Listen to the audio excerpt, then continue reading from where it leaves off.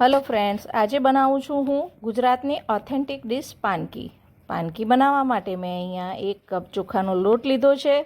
ચોખાના લોટમાં મેં 1 ચમચી વાટેલા આદુ મરચાં લીધા છે.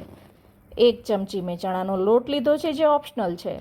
ચપટી હળદર, સારો કલર આવે એના માટે લીધી છે. 4 ચમચી મેં થોડું ખટાશવાળું દહીં લીધું છે. જો દહીં ન હોય તો તમે છાશનો પણ ઉપયોગ કરી શકો છો.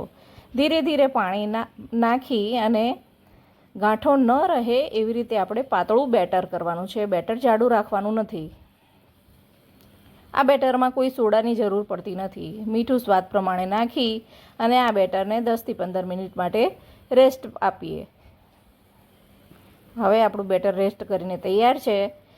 તો તેમાં 1 ચમચો મેં તેલ એડ કર્યું છે. તેલ જરૂરથી એડ કરવાનું.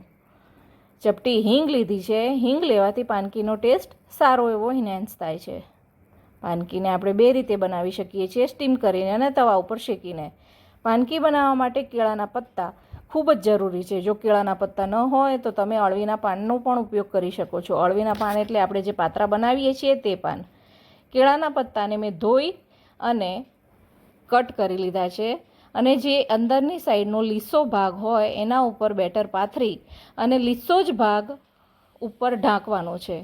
એકની ઉપર એક એવી રીતે 4થી 5 પાનકી મૂકી એકસાથે થઈ શકે છે. 5થી 7 મિનિટ માટે સ્ટીમ આપવી.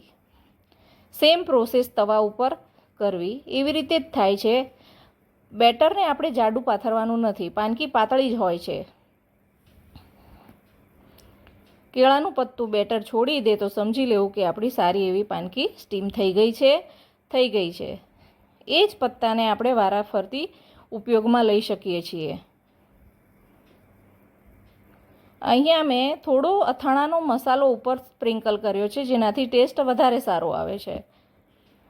તમારા ઘરમાં બાળકો હોય તો તમે ચીઝનો પણ ઉપયોગ કરી શકો છો, જે બાળકોને વધારે ભાવે છે.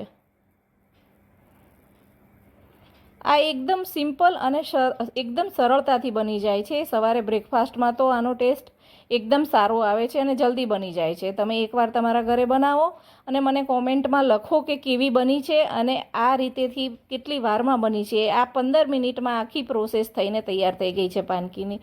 જરા પણ વાર નથી લાગતી. અહીંયા મેં ગ્રીન ચટણી સાથે સર્વ કરી છે.